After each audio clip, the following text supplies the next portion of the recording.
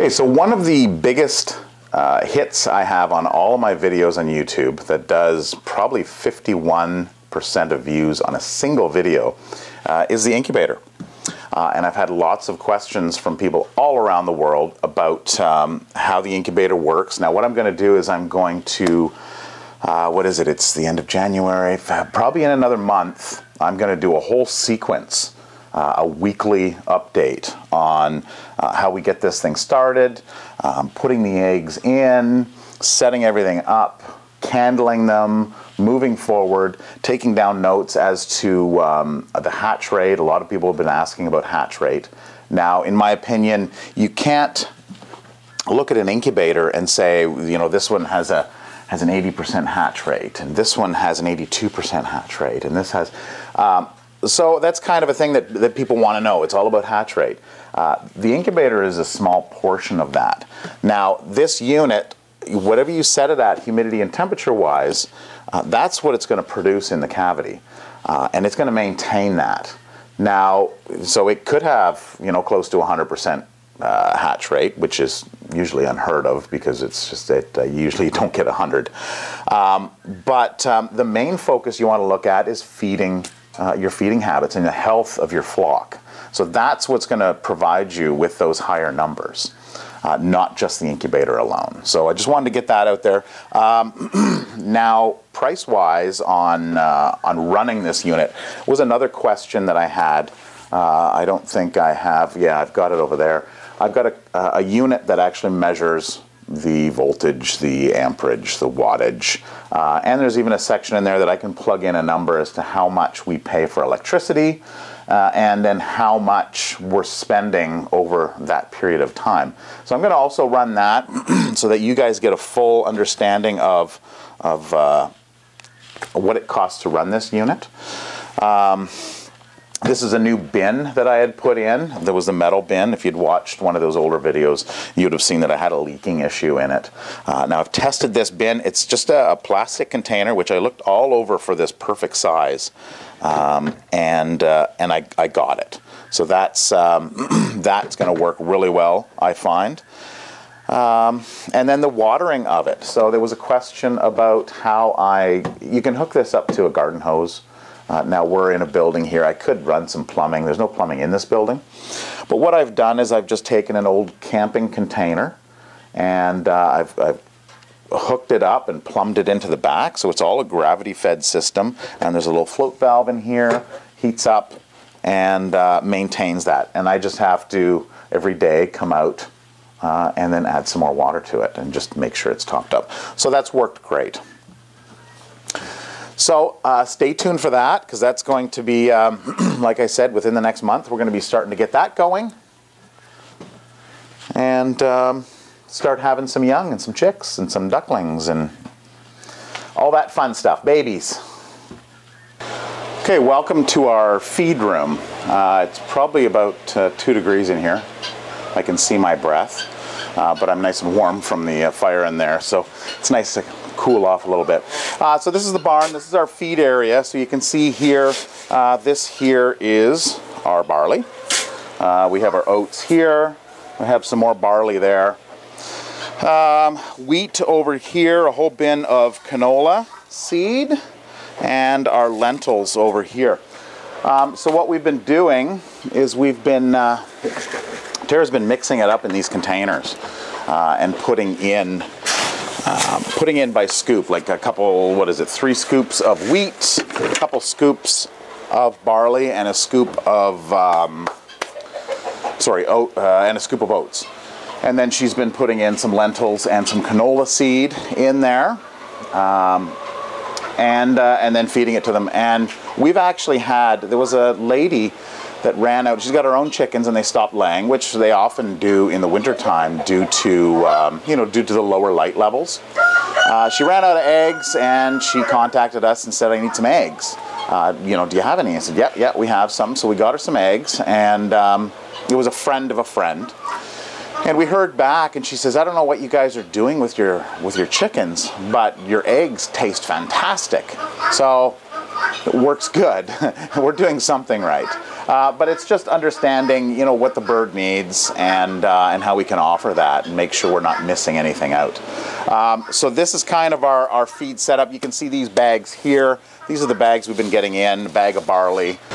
Okay, so moving from the feed room, I just wanted to show you this. This is just a metal container that we use for our ashes. So this is where we put our ashes. So of course, you know, we can't guarantee that they're not still burning, so you need to just pick up a metal container to make sure you don't have any outbreaks. Okay, so just a quick walk through here. Oh, look, here's Sarge, our favorite rooster. Yeah. Okay, so just to kind of walk through here, here's our kelp here. Here is our oyster shells here.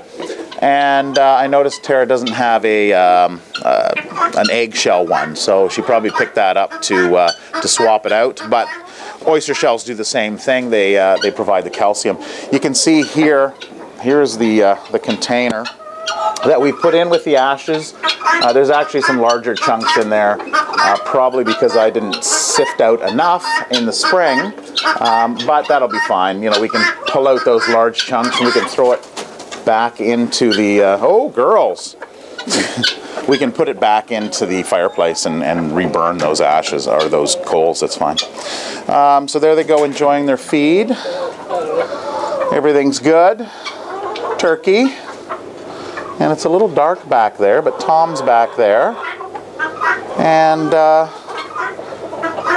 Ezzy, I can never get her name straight. Now we've moved our Australorps back into here because we're thinking about our breeding season. So this big boy here, he's going to take care of these girls.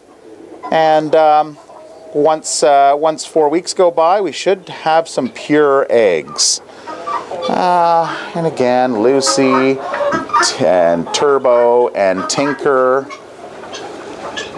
and Lambert. There, Lambert. Lambert. No Lambert. So we moved our rabbits into this area here. We were going to put the chickens in there, but we found it easier just to rearranging everybody. And then in here, we only have an Americana rooster. Wherever this might be him here, I think. So we only have an Americana rooster. So any eggs that are Americana are going to be pure because the guineas, they don't cross, so they won't cross with a chicken.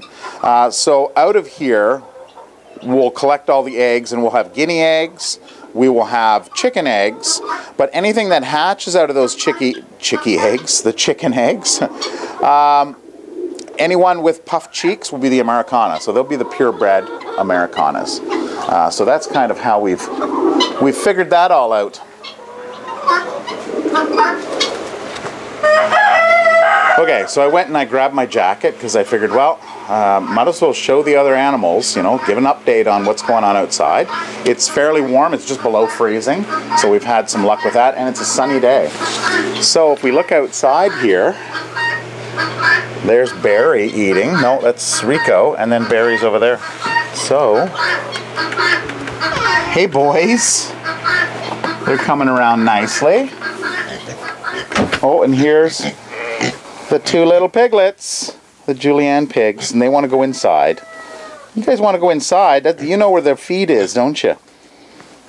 So Tara calls them the chunky monkeys. In here, we have the big ones. They're in here. Petey and Piper, I believe it is. So they are they're resting in there. There's Sweetie. Hi, Sweetie. He says, "Oh, you got some oats for me?" Oh, right. And we have, okay, so patches. So you can see all the newbies out here. And they have actually been doing really well. Hey, guys. What's up? And their tails weren't cropped. So when they came in, it was another rescue that, that contacted us. And they were having some financial difficulties. And we said, yeah, no, we'll take them in. Hey, bud. So they're actually really friendly. You know, a few of them are a little, you know, they need a little bit of work, and I don't know all their names. They all have names. I will really have to work on that, I guess. And hey, girls. What else we have? Oh, well, it was interesting. Tara walked out onto the deck the other morning and had her coffee and looked out on the animals, and there were no animals out here, and she thought, oh my, what is going on? Where are the animals? And then she came down and went, and everybody, all of them were inside this building, all cuddled up and cozy. So it was kind of nice to see that they've really merged into the flock, or the herd, I guess. Well, and are doing fine. Hey guys, just all about eating. It's all about eating, isn't it, Bear? Hey, isn't it? You're a funny boy.